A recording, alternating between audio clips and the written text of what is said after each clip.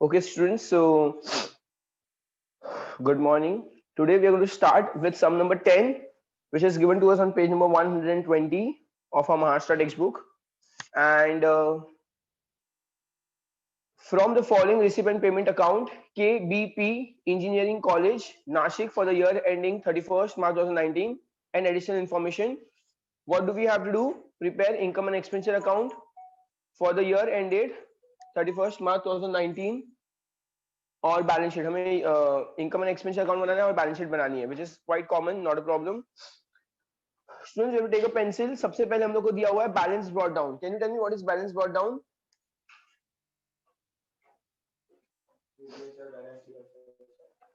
सो basically students ये balance brought down क्या है हमारा previous year balance sheet asset side या परफेक्ट तो हमारा प्रीवियस ईयर का ओपनिंग बैलेंस ये हमारा इस ईयर का ओपनिंग है तो opening balance of the current year is the closing balance of the previous year तो इस साल का ओपनिंग क्या होगा पिछले साल का क्लोजिंग होगा तो हम लोग पिछले साल की बैलेंस शीट बनाएंगे यहाँ पे लिखो previous year balance sheet asset side हम लोग सारे सब में इसी तरह से कर रहे थे आफ्टर दैट सबसे पहले इंटरेस्ट दिया हुआ है टेल मी इंटरेस्ट कहां पर आएगा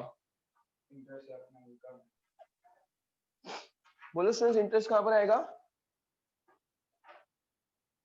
वैसे I can't hear you income या इनकम साइड इज हमारी इनकम है सब्सक्रिप्शन कहां पर आएगा income life membership fees okay तो ये भी हम कहां लिख रहे हैं यहाँ पे लायबिलिटी पॉइंट नंबर 3 में देखो यहाँ पे लिखा हुआ है एडजस्टमेंट नंबर 3 में लिखा हुआ है life membership fees are to be capitalized तो फिलहाल हम इसको इनकम में डालेंगे इनकम में डालने के बाद जब एडजस्टमेंट में बोला तब उसको हम लाइबिलिटी में डाल देंगे उसको कैपिटलाइज कर देंगे आफ्टर दैट डोनेशन डोनेशन का भी स्टूडेंट्स नीचे कुछ तो एडजस्टमेंट लिखा हुआ है तो फिलहाल हम इसको इनकम में डाल देंगे उसके बाद जैसा एडजस्टमेंट बोला वैसा हम उसको ट्रीट कर लेंगे moving forward tuition fees what is tuition fees tuition fees also is income term fees जो भी आएगा सारा हम इनकम कंसीडर करेंगे सन्ड्री रिसीप्ट मतलब पैसा आ रहा है सन्ड्री मतलब अदर रिसीप्ट मतलब और कहीं से पैसा आया so even that is an income and admission fees यहाँ पे रेवेन्यू वर्ड लिखा है रेवेन्यू होगा तो हमेशा इनकम ही आएगा now moving forward on the payment side the first is salaries to teaching staff बोलो स्टूडेंट्स क्या होगा फटाफट एक्सपेंडिचर या एक्सपेंस होगा electricity charges expense books asset asset है देखो बुक्स का हमें नीचे यहाँ पे ओपनिंग बैलेंस भी दिया हुआ है तो ऑब्वियसली ये हमारे लिए असेट है फर्नीचर एसेट स्टेशनरी स्टेशनरी तो हमारे लिए खर्चा हुआ है एक्सपेंस है फिक्स डिपॉजिट एसेट असेट दिया हुआ है एंड फाइनली क्लोजिंग बैलेंस दिया हुआ है तो क्लोजिंग बैलेंस शीट में आएगा असेट साइड आएगा असेट साइड बिकॉज ये रिसिपेंट पेमेंट अकाउंट स्टूडेंट्स क्या है ये एक तरह का कैश अकाउंट है हमारे लिए एक तरह का कैश अकाउंट है तो इसका ओपनिंग भी एसेट में जाएगा क्लोजिंग भी एसेट में जाएगा ओपनिंग प्रीवियस ईयर की बैलेंस शीट में जाएगा और क्लोजिंग अपने करंट ईयर के बैलेंस शीट में जाएगा बाकी जो भी आ सकता है वो तो या तो इनकम होगा या तो एक्सपेंस होगा हमारे लिए मूविंग फॉरवर्ड हमें कुछ एक्स्ट्रा इन्फॉर्मेशन दी है बुक्स हमारे लिए एसेट है ये सारा ओपनिंग बैलेंस दिया हुआ है स्टूडेंट्स तो हम ठीक है उसको जो करना हम यहाँ पे बता देंगे बुक्स हमारे लिए एसेट है फर्नीचर भी हमारे लिए एसेट है टेल मी बिल्डिंग फंड क्या है हमारे लिए liability exactly building fund is a liability मैंने बताया था जब भी फंड वर्ड आएगा I have been telling you all since the first lecture जब भी फंड वर्ड आएगा वो हमारे लिए लायबिलिटी होगा तो fund word building fund is a liability तो हम लायबिलिटी लिख लेंगे fix deposit obviously asset and capital fund again a word fund liability में आएगा तो जब भी फंड वर्ड आएगा आप समझ जाओ वो हमेशा लायबिलिटी में ही आएगा आफ्टर दैट लिखा हुआ है 50% of donation are for building fund and the balance is to be treated as revenue income तो चलो डोनेशन को टिक कर लो आई विल टेल यू क्या करना है जब भी कैपिटलाइज करना होता है उसकी एंट्री क्या आती है less from income add to capital very good बेटा less from income add to capital तो हम ऐसा ही कुछ करते हैं less from income add to capital ये डोनेशन का भी हम ऐसे ही करना है स्टूडेंट्स बिल्डिंग फंड में डालना था तो हम इसको लेस फ्रॉम इनकम करेंगे और एड टू बिल्डिंग फंड करेंगे less from income add to building fund because इसका 50% हमको क्या कंसिडर करना है बिल्डिंग फंड कंसिडर करना है मतलब ये डोनेशन का आधा पैसा लायबिलिटी है और आधा रेवेन्यू इनकम। रेवेन्यू इनकम मतलब उसको इनकम साइड डालेंगे, तो आधा लाइबिलिटी और आधा revenue income. Outstanding subscription 5300। Tell me outstanding income क्या होता है, दो इफेक्ट बताओ। Add or asset. Very good बेटा, ऐड और एसेट साइड। चलो सारे बच्चे आंसर करो, तो बहुत ज्यादा इजी था। आउटस्टैंडिंग हमेशा ऐड होता है, और ऐसे इनकम जो आउटस्टैंडिंग है तो it will be come on the asset side, ये असेट साइड आएगा। और मैंने यहाँ पे सब्सक्रिप्शन को टिक कर लिया है, एडजस्टमेंट है।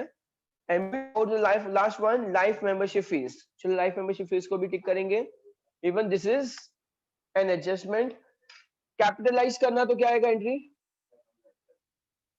Tell me students, capitalize Less करना from तो क्या income add आएगा। Less to from capital. income add to capital. Asset. Very good, less from income and add to capital. Less from income add to capital, so यहाँ पे लिख लो आप लोग, less from income add to capital. बहुत ही ज्यादा आसान सम है स्टूडेंट्स, एक दो नई चीजें आने वाली है इस सम के अंदर, सो मैं आपको सम के अंदर ही बताऊंगा कि वो क्या है exactly. So let's start. So this is my sum number, just one second, थोड़ा सा एडजस्ट करें। या ये मेरा सम नंबर कौन सा है, question number 10। So I will write over your question number 10 and this is my page number 120, and in the books of KBP Engineering College. So KBP Engineering College और नासिक लिखा हुआ है, so I will just write the word Nashik over here. Okay. और ये कौन सा हमारा current year कौन सा है student, 31st March 2019. So my current year would be 31st March 2019 है, तो 18-19 मेरा करंट ईयर है, 18-19.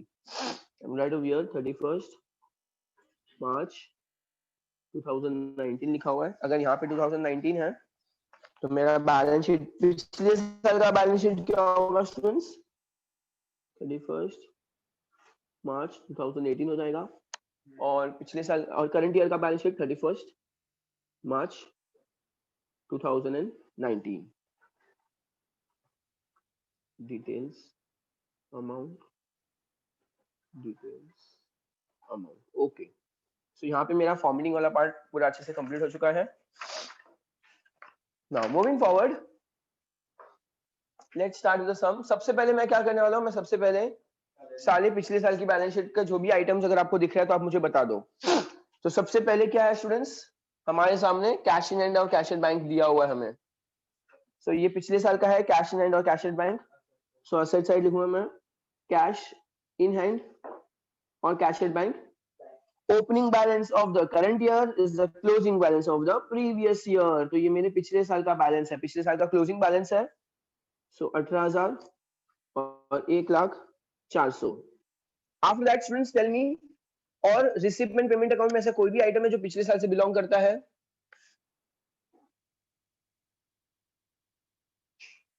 So yeah students, I want all of you to switch on your mic and answer when I ask you a question. Fine. After that, ऐसा कुछ भी नहीं है जो रिसीव और पेमेंट साइड दिया हुआ है जो हमें पिछले साल से बिलोंग करेगा।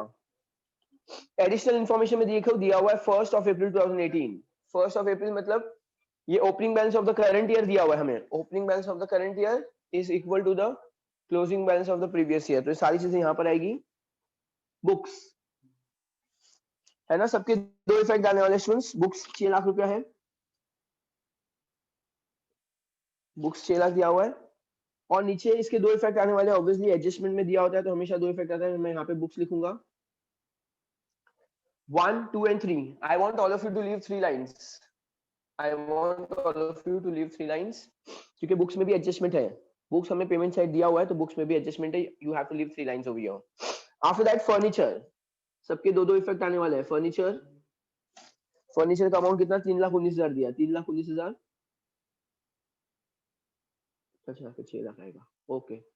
और यहाँ पे 3 लाइन छोड़ने के बाद I am right over here furniture, और फर्नीचर का अमाउंट भी कितना आएगा, 3,19,000 आएगा। Even in the furniture you have to leave 3 line because adjustment है उसमें। Building fund, building fund will come on the liability side. Building fund on the liability side 10 lakh rupees. So building fund भी यहाँ पे मैं लिखूंगा, और इसमें adjustment है। बिल्डिंग फंड में भी एडजस्टमेंट है, the amount is 10 lakh rupees. I have to write on the detail side because उसमें adjustment है. After that, fixed deposit. Fix deposit का अमाउंट कितना दिया हुआ है? 9,10,000 दिया हुआ है स्टूडेंट्स. फिक्स डिपॉजिट के अंदर भी एडजस्टमेंट है. I have left 3 lines for the furniture. I have left 3 lines for the furniture. Fixed deposit amount is 9,10,000. इसमें भी एडजस्टमेंट है. फिक्स डिपॉजिट में भी एडजस्टमेंट है. And finally, capital fund. Capital fund. Capital fund का amount कितना दिया हुआ है? 9,47,400. 9,47,400. यहाँ पे भी लिखेंगे capital fund 9,47,400. Okay, so students, tell me, is there anything now else which is given to us of the previous year? कुछ पिछले साल दिख रहे हैं आप लोगों को? No. Come on, switch on your mic and tell me, students. बस इतनी चीजें हैं. तो हम एक बार के लिए क्या करेंगे, पिछले साल की बैलेंस शीट को टैली करने की कोशिश करेंगे. Let's see how much is the amount. I will get my book, rough book.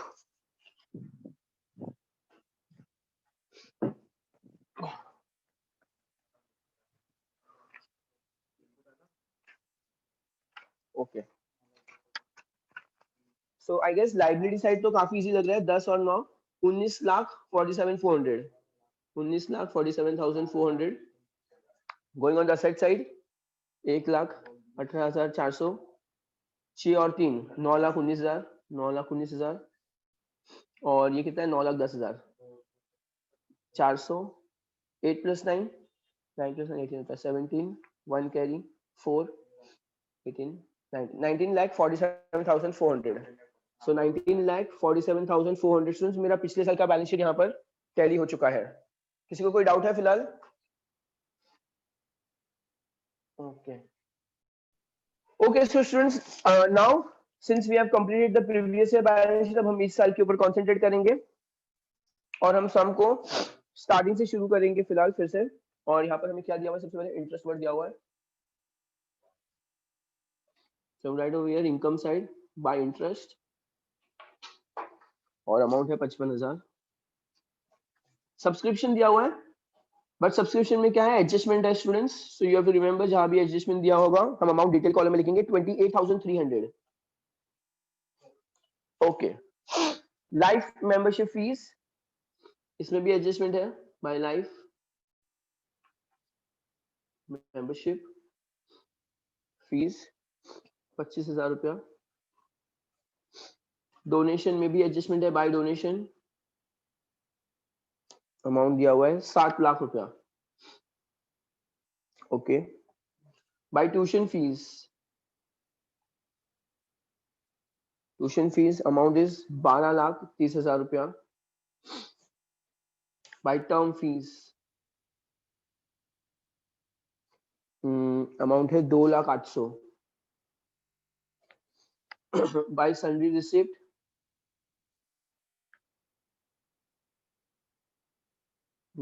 और अमाउंट दिया हुआ है 8,000 रुपया. And finally admission fees, revenue है तो ऑब्वियसली इनकम साइड आएगा.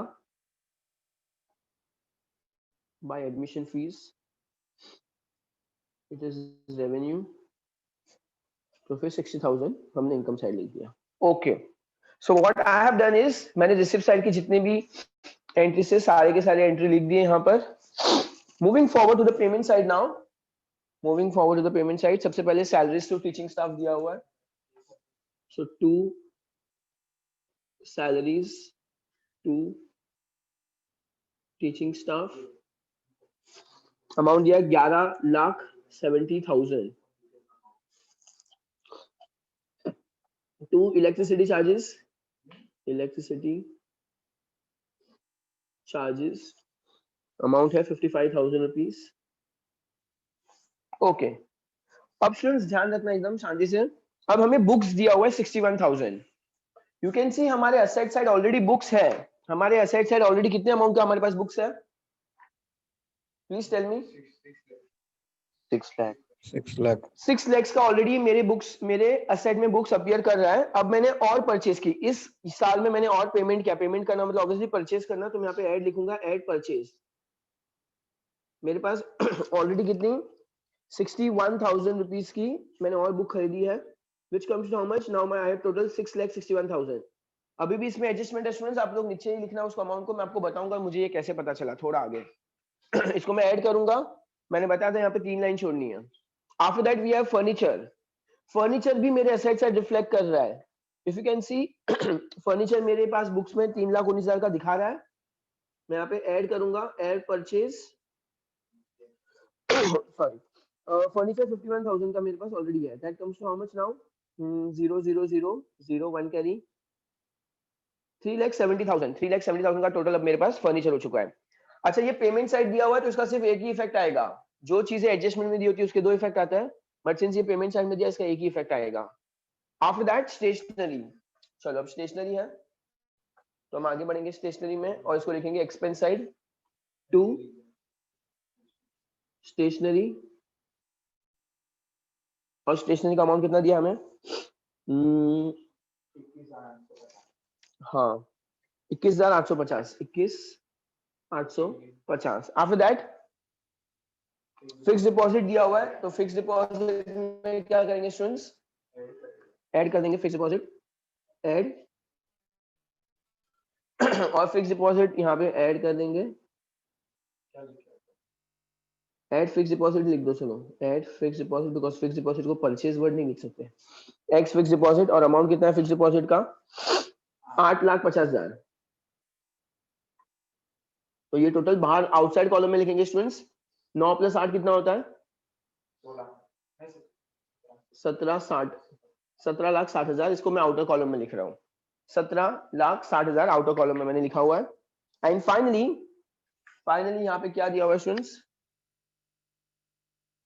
कैश इन हैंड और कैश इन बैंक दिया हुआ है। Some right over here, cash in hand and cash at bank. और अमाउंट कितना दिया हुआ है कैश इन? 16,650 और 2 लाख।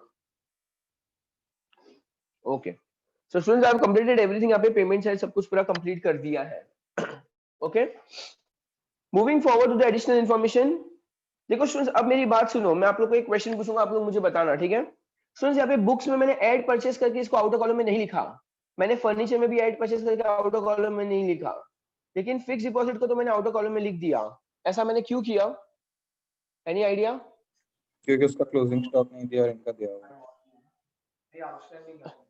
क्योंकि इसका क्लोजिंग बैलेंस दिया हुआ है। देखो स्टूडेंट्स आप लोग बुक्स का क्लोजिंग बैलेंस कितना दिया हुआ है मुझे बताओ। देखो टेक्स्ट बुक में यहाँ पे क्लोजिंग बैलेंस दिया हुआ है 6 लाख। तो मैं आपको एक बात बताऊंगा, देखो इमेजिन करो मेरे पास 6 लाख की बुक थी, मैंने और 61,000 की परचेज की, मतलब मेरे पास 6,61,000 की बुक्स है। लेकिन अब मुझे यहाँ पर क्लोजिंग बैलेंस दिया हुआ है 6 लाख रुपया, मुझे ऑलरेडी क्लोजिंग बैलेंस दिया हुआ है 6 लाख रुपया। तो बताओ मैं इसको क्या करूंगा? Less 61,000. या less 61,000, but what will I call that 61,000 less? क्या बोल के करूंगा? Depreciation. Close.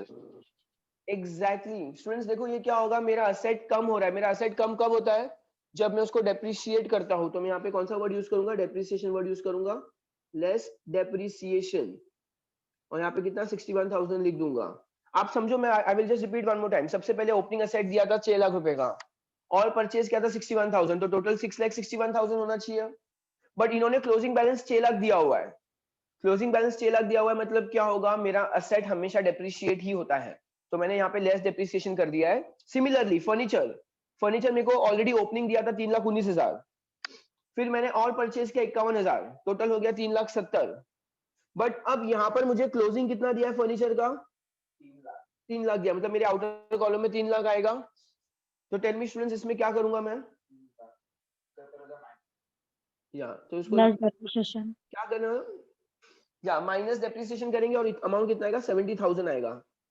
टोटल 71,000 क्या हुआ स्टूडेंट्स? यहाँ पे डेप्रिसिएशन हुआ है। Is that fine? और दोनों का सेकंड इफेक्ट लिखेंगे। टेल मी स्टूडेंट्स डेप्रिसिएशन का सेकंड इफेक्ट कहां पर आएगा? एक्सपेंस। ऑब्वियसली एक्सपेंस साइड आएगा। सम राइट ओवर हियर 2 डेप्रिसिएशन और अमाउंट कितना आएगा? सबसे पहले बुक्स दिया हुआ है और फर्नीचर दिया हुआ है। बुक्स का मैंने डेप्रिसिएशन चार्ज किया टोटल 61,000 और फर्नीचर का मैंने चार्ज किया 70,000। तो that comes to how much? 1 lakh 31,000, 1,31,000 total मेरा डेप्रिसिएशन है. Have you understood this part students? Hello Harshil, Harshil आपको समझा ये वाला पार्ट? हाँ sir. Hello Harshil, are you there? हाँ हाँ सर. ओके चलो, तो बेसिकली स्टूडेंट्स इसमें हमें क्या दिया हुआ था, यहाँ पे क्लोजिंग बैलेंस दिया हुआ था, इसलिए मुझे डेप्रिसिएशन करना पड़ा. फिक्स्ड एसेट में मुझे फिक्स्ड डिपॉजिट में ऐसा कोई भी क्लोजिंग बैलेंस नहीं दिया हुआ है, तो बस मैंने इसको डायरेक्टली ऐड करके बाद में डायरेक्टली आउटर कॉलम में डाल दिया, बिकॉज उसमें कुछ भी क्लोजिंग बैलेंस नहीं दिया था. अब स्टूडेंट्स डायरेक्टली हम बढ़ेंगे हमारे 50% of adjustment number 1, 50% of donation of a building fund. तो हमारे डोनेशन में जाएंगे हम लोग, 50% लेस कर देंगे, लेस 50% बिल्डिंग फंड है, तो 7 लाख का 50,000 50% कितना होगा? ऑब्वियसली 3,50,000 होगा. तो यहाँ पे लेस करेंगे, लेस फ्रॉम डोनेशन, और ऐड टू बिल्डिंग फंड करेंगे, add donation for building fund and the amount is how much? 3,50,000. That comes how much? 13,50,000. Okay, so मैंने दो इफेक्ट क्या डाला स्टूडेंट्स? लेस फ्रॉम इनकम और add to building fund. Less from donation, add to building fund कर दिया है, because 50% उसका donation building fund के लिए था जो स्पेसिफिक था. तो जो स्पेसिफिक होगा वो लाइबिलिटी में आएगा, जो जनरल होता है, जो रेवेन्यू होता है, वो इनकम साइड आता है. After that next outstanding subscription 5,300. चलो आउटस्टैंडिंग है, आउटस्टैंडिंग हमेशा ऐड होता है, ऐड आउटस्टैंडिंग अमाउंट दिया हुआ है कुछ 5,300, 5,300, सो ऐड करेंगे, दैट कम्स टू 28 प्लस 5 33,600. और इसका सेकंड इफेक्ट कहां पर आएगा students? Tell me. Asset. Second effect कहां पर? असेट साइड आएगा. Very good. तो मैं असेट साइड लिखूंगा, outstanding subscription, outstanding subscription amount कितना आएगा? 5,300. And finally, moving forward to the last step of the sum, which says life membership fees are to be capitalized. So capitalize करना बहुत आसान है. Less from income, add to capital. पूरा का पूरा करना है. हाँ, पूरा का पूरा करना है, तो लेस कर देंगे पूरा का पूरा. यहाँ पे कैपिटलाइज्ड वर्ड यूज करूंगा, लेस कैपिटलाइज्ड. पूरा 25,000 माइनस कर देंगे पूरा का पूरा, और यहाँ पे नील हो जाएगा. Less from income, add to capital, तो यहाँ पे ऐड लिखूंगा कैपिटल के अंदर. And what is the word used? Life membership fees. So I'm going to write over here life membership fees 25,000. तो ये कितना हो जाएगा? 9,47,000 plus 25,000. 47 plus 25 कितना? 57, 67, 72. तो is it 9,72,400? 9,72,400 rupees are as students. 9,72,400. बराबर है, इसमें 25,000 ऐड कर दिया, लेस फ्रॉम इनकम और ऐड टू कैपिटल किया. चलो सर अब सब में कुछ भी बचा है क्या हमारे पास? हम सम को टैली करने जा रहे हैं अभी. फाइन, चलो आज मैं टैली रेड पेन से करने वाला हूँ. So the first thing that I have to tell you is I have to look forward to the income expense account. Which side is heavier is what I have to decide first of all. इसमें तो 11 है, ये सब कुछ 12, कुछ मिला के मेरे ख्याल से 13 लाख हो सकता है. इसमें तो ये 12 लाख यही पे हो रहा है पूरा. ट्यूशन फीस में 12 लाख है, 14-15. चलो my credit side is heavier, this is very much sure I am. तो चलो यहाँ पे कैलकुलेट करेंगे फिलहाल. 55,000, 33,600, 33,600. ये कितना? 3,50,000 है ना? हाँ 3,50,000, 12,30, तो ये कितना? 12,2, 14, 14,30,800. 14 लाख है ना? 14,30,800. एंड देन ये कितना? 60 और 8 कितना होगा? That is 68,000. 68,000. स्टूडेंट्स किसी का भी टैली होगा तो प्लीज लेट अस नो. सबसे पहले 0 है,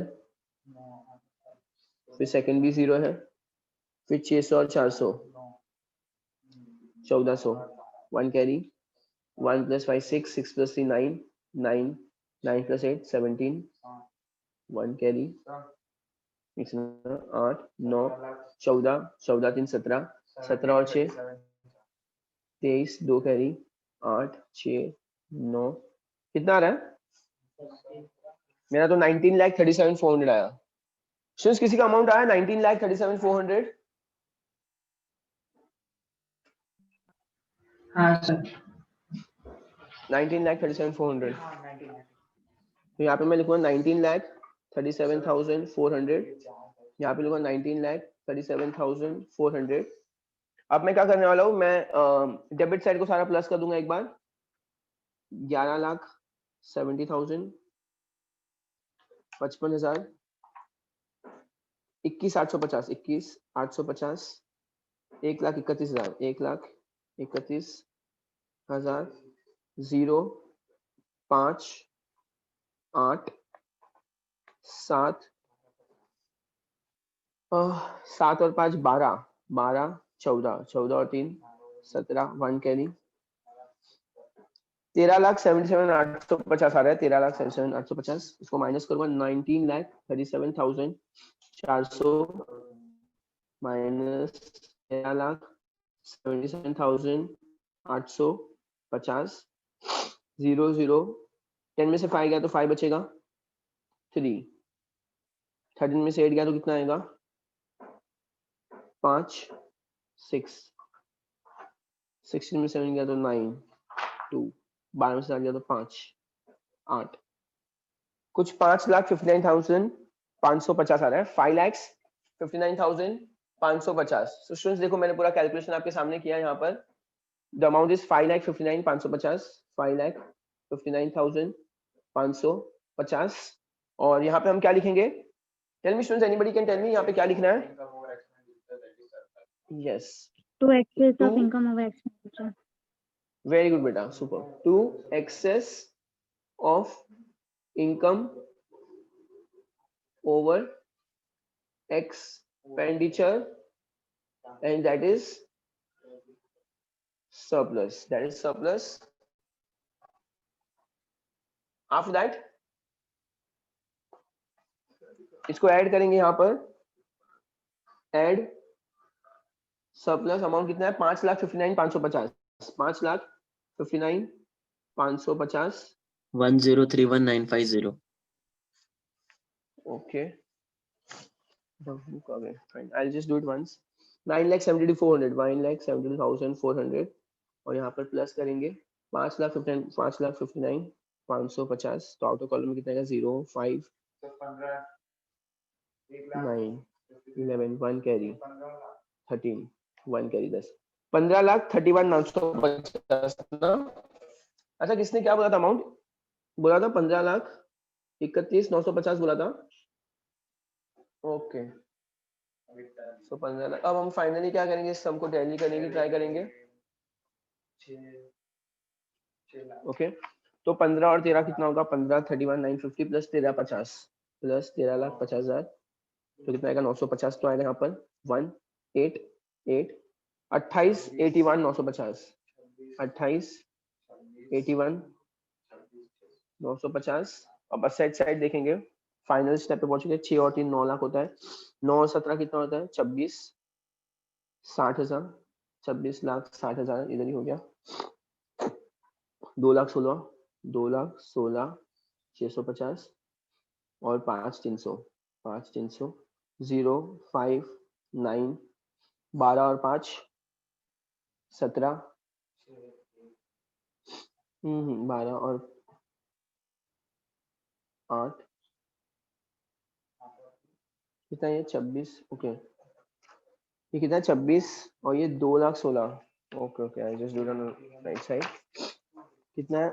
9 और 17 26,60,000 और ये कितना है? 2,16,650 2,16,650 और ये 5,300 0 5 9 आफ्टर दैट 6 प्लस 5 कितना? 11 1 कैरी 8 8 28 81 950। स्टूडेंट्स आ रहा है 28,81,950 28,81,950 students. You can just look at the sum. If you have any doubt now, you can ask me. अरे एक बार income expenditure Okay, I'll show you.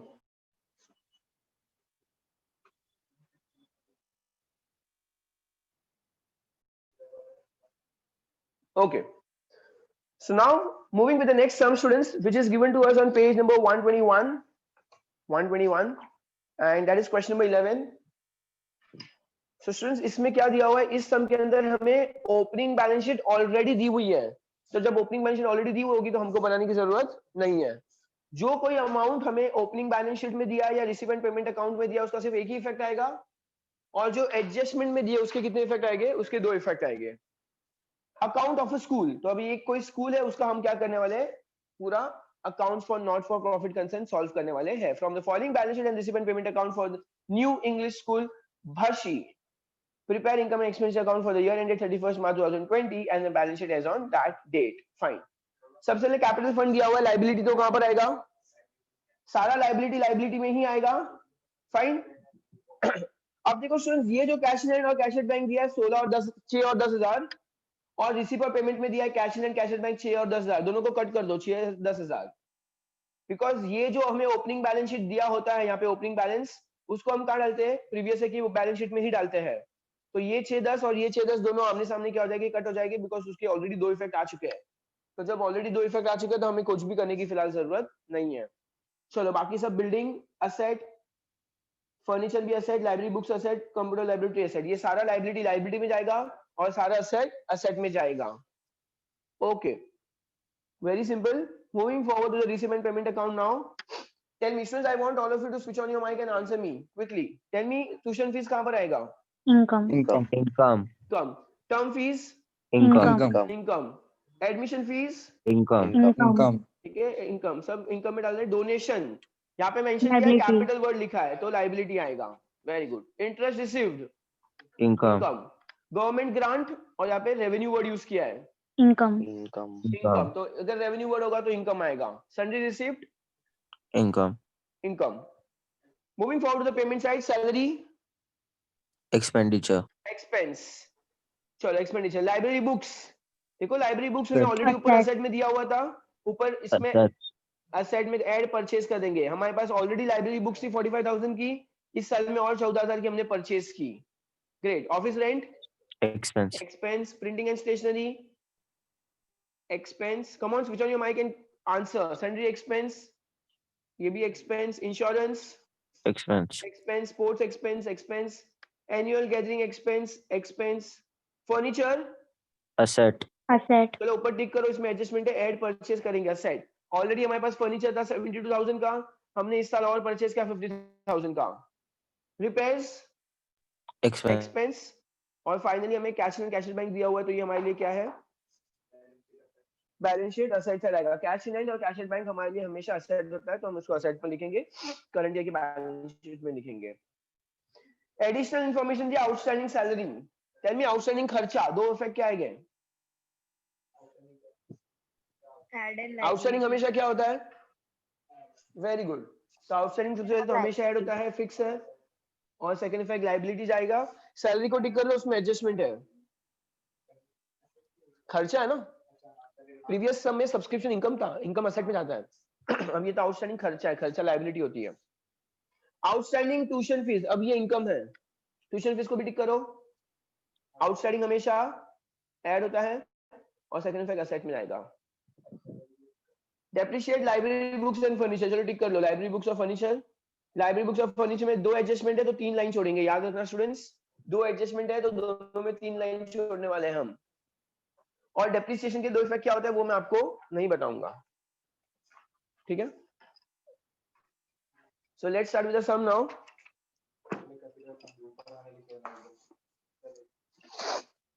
बहुत ही ज्यादा आसान सम है ये. चलो मैं यहाँ पे सबसे पहले लिखूंगा question number 11.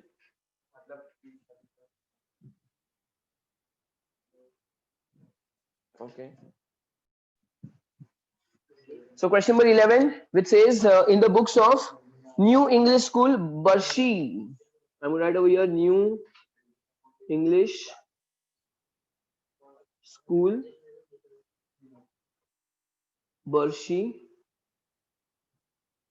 Okay, and after that, this is what year ending 31st March 2020. So 31st March 2020, और यहाँ पे बैलेंस शीट में भी वही लिखेंगे, balance sheet as on 31st March 2020. So let's start. सबसे पहले हमें प्रीवियस ईयर का बैलेंस शीट दिया हुआ है, उसको सॉल्व करेंगे. सारे लाइब्रेरीज में आएंगे और एसेट में आएंगे. सबसे पहले कैपिटल फंड दिया हुआ है. कैपिटल फंड का अमाउंट कितना दिया है? 6,43,000. 6,43,000. अब सारे एसेट्स दिए हुए हैं. सबसे पहले बिल्डिंग दिया हुआ है. बिल्डिंग का अमाउंट है 4,50,000. उसमें तो कोई एडजस्टमेंट नहीं है. फर्नीचर में एडजस्टमेंट है 72,000. फर्नीचर में 2 एडजस्टमेंट है, तो हम लोग क्या करेंगे स्टूडेंट्स? 3 लाइन छोड़ने वाले हैं. 3 लाइन, 1 2 3. फिर बाद में लाइब्रेरी बुक्स 45,000. Library books 45,000. इसमें भी 2 एडजस्टमेंट है, तो 3 लाइन छोड़ेंगे, 1 2 एंड 3. फिर है कंप्यूटर लेबोरेटरी. कंप्यूटर लेबोरेटरी, और कंप्यूटर लेबोरेटरी का अमाउंट है 60,000, जिसमें कोई एडजस्टमेंट नहीं है. सो मैंने प्रीवियस ईयर की पूरी बैलेंस शीट यहाँ पर कंप्लीट कर दी है students. Now moving forward to the receive and payment account. सबसे पहले ट्यूशन फीस, जिसमें एडजस्टमेंट है बाय ट्यूशन फीस. अमाउंट कितना है? 90,000, 90,000. और इसमें एडजस्टमेंट है 90,000, 90,000 एडजस्टमेंट है, तो अमाउंट आएगा डिटेल्स कॉलम में आएगा amount. After that term fees दिया हुआ है. बाय टर्म फीस अमाउंट है 3,000. बाय एडमिशन फीस अमाउंट है 12,000. ओके, डोनेशन दिया हुआ है विच इज अ कैपिटल. हम यहाँ पे लाइब्रेरी साइड में लिख रहा हूँ डोनेशंस, और डोनेशन का अमाउंट कितना है? 61,000 है, जो लाइब्रेरी साइड आएगा. Interest receive, so by interest received amount आएगा 2,000 रुपए. After that government grant by, और ये रेवेन्यू लिखा है इसलिए इनकम साइड लिखेंगे, बाय गवर्नमेंट ग्रांट 1,20,000, और by salary receipt. Finally by salary receipts 11,000. Okay, so what I have completed over here is the receipt side nicely. Now moving forward to the payment side students, which says first is salary. और salary में यहाँ पर क्या है students? Adjustment है. सबसे पहले आएगा टू सैलरी 90,000, 90,000. लाइब्रेरी बुक्स, तो ये तो हमारे लिए एसेट है, इसको ऐड करेंगे. लाइब्रेरी बुक्स ऑलरेडी हमारे पास 45,000 का था, मैं यहाँ पे लिखूंगा ऐड परचेज. मैंने और परचेज की लाइब्रेरी बुक्स कितने की परचेज की थी? 14,000 की. तो 45 प्लस 14 कितना होता है? 59,000. Very good, 59,000. After that office rent, तो ये तो मेरे लिए खर्चा है, तो एक्सपेंस साइड लिखेंगे टू ऑफिस रेंट. अमाउंट कितना है? 10,000 रुपए. No adjustment. To printing and stationery, to printing and stationery. Printing and stationery का अमाउंट कितना है? 22,000 है. टू सन्ड्री एक्सपेंस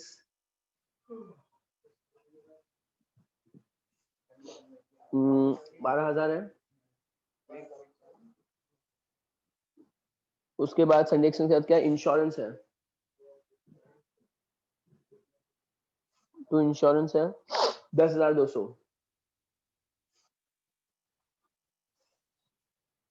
फिर है टू स्पोर्ट्स एक्सपेंस, और स्पोर्ट्स एक्सपेंस कितना है? 8,000 है, 8,000. फिर क्या है? Annual gathering expense, to annual gathering expense 9,000 है. Okay. After that furniture worth दिया हुआ है. तो फर्नीचर हमारे पास ऑलरेडी स्टूडेंट्स था यहाँ पर. फर्नीचर कितना था? 72,000 रुपीज का ऑलरेडी फर्नीचर था. हमने और परचेज किया तो मैं यहाँ पे ये वर्ड यूज करूंगा, एड परचेज. और कितने का फर्नीचर खरीदा? 50,000 का और खरीदा. तो 50 plus 72 comes to 122, 1,22,000. After that to repairs. अब रिपेयर्स हुआ था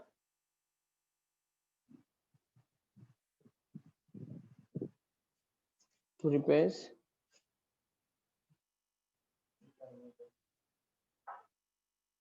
और रिपेयर्स का अमाउंट कितना है? 15,000. ओके. और रिपेयर्स का फाइनली आएगा हमारा कैश इन कैश बैंक आएगा, कैश इन हैंड और कैश एट बैंक. अमाउंट कितना है? 4,800 और 70,000, which comes to 74,800. 74,800. So यहाँ पर स्टूडेंट्स मैंने क्या कंप्लीट कर दिया है? पूरा का पूरा पेमेंट साइड भी कंप्लीट कर दिया है. Now moving forward to the next step, that is additional information, adjustments को देखना है. Okay. So now I am going to move forward to the additional information, that is adjustment. और adjustment के हमेशा दो इफेक्ट होते हैं.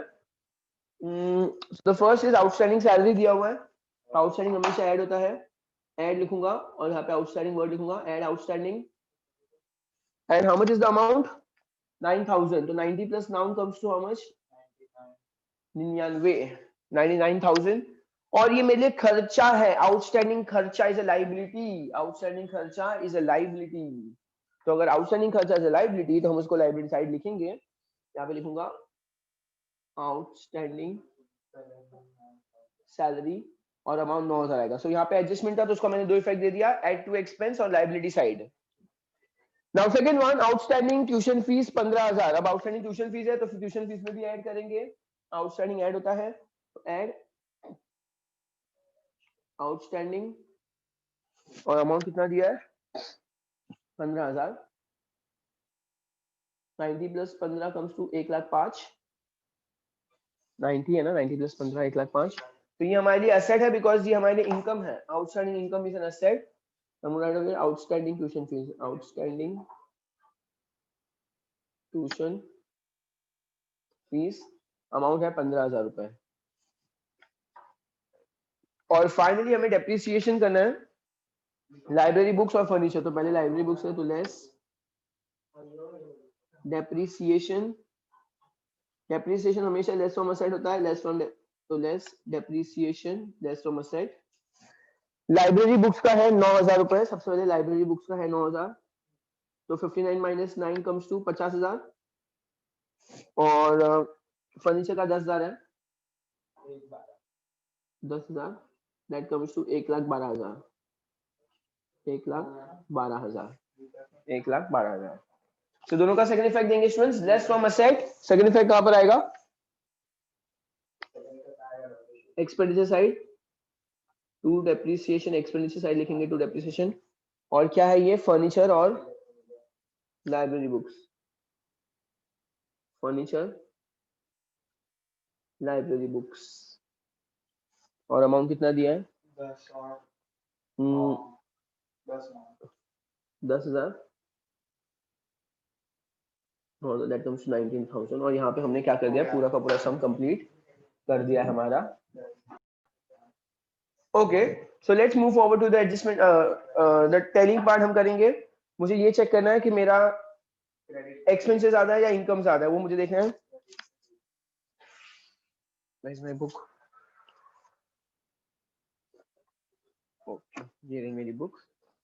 अगर हम देखेंगे यहाँ पे 1,05,000, 1,20,000, अच्छा ये 2,40,000, कुछ 2.5 लाख तक जा रहा है. और ये 99 लाख. चलो ठीक है स्टूडेंट्स, मेरा क्रेडिट साइड में ज्यादा हैवी लग रहा है. 1,05,000 और 1,20,000, 1,22,000. और ये 1,20,000 और 1,31,000, 1,31,000. तो 0,00,035, 2,53,000 आ रहा है. 30,000. हाँ, 2,53,000 आ रहा है. 2,53. 2,53,000, 2,53,000। अब डेबिट साइड देखेंगे कितना है, 99 और 10 कितना होता है, 1,09,000, 1,09,000।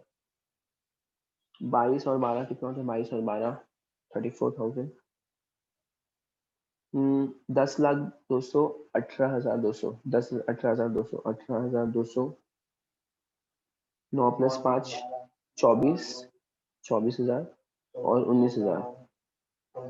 0 0 ये 2 आएगा। 9 + 4 13, 13 + 8 21, 25 34, 3 कैरी, 6 7 10 1 कैरी। 2,04,200 आ रहा है, 2,04,200। सो 2,53,000 माइनस 2,04,200 तेरा नहीं आया। 2,04,200 यहाँ पे देख, एक में 200 दिया हुआ है, 10,200। कितना आ रहा है, 2 लाख।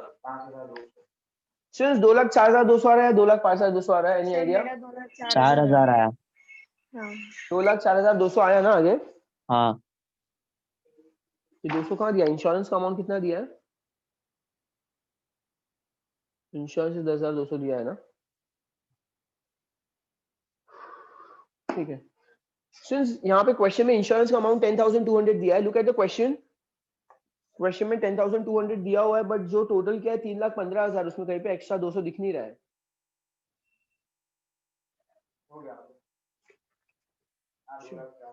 माइनस करते हैं, इधर 800 आएगा, 12 में से 4 गया तो कितना आएगा?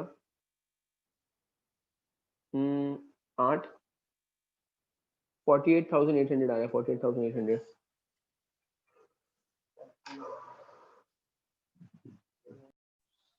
So let's write the amount 48,800, 48,800। और यहाँ पे हम क्या लिखेंगे? To excess of income over expenditure, that is surplus, that is surplus। अब यहाँ पे surplus को क्या करेंगे हम लोग? ऐड करेंगे, ऐड surplus। अमाउंट कितना है? 48,800, 48,800। सो इधर 800 तो पीछे आ जाएगा। 3 + 8, 3 + 8 11, 1 कैरी, तो 6,91,800, 6,91,800 आ रहा है। Let's do the tally part. 6,91,800 plus 61 + 9 कितना होता है? 70 होता है, 70। तो 800 1 6 1 carry, 7,61,800, 7,61,800। Now let's see the asset side. कितना है? 4,50,000 और 1,12,000, तो 5,62,000। 5 और 7 कितना होता है? 1,10,000। 74,800, 74,800 और 15,000। 0 0 8 2 6 6 + 5 11, 1 carry.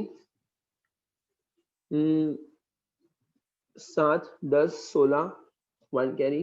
7,61,800। So I'm going to write over here 7,61,000, 7,61,800। Okay students, तो यहाँ पे हो रहा है सम completely हमारा अच्छे से। What you have to do is you also have to make sure that you underline everything nicely. Format एकदम systematic होना चाहिए, without any cancellation sum complete करना है। सारा का सारा जो डेट वगैरह है 31 मार्च 2019 है या 20 है या whatever it is, आपको अच्छे से लिखना है। सरप्लस वाला पार्ट है, तो यहाँ पे ये हमारा बैलेंसिंग फिगर है, तो यहाँ पे हम गोल कर देंगे इसको। And make sure that you are underlining everything systematically. So chalo fine students, thank you. I'm going to switch off the recording first.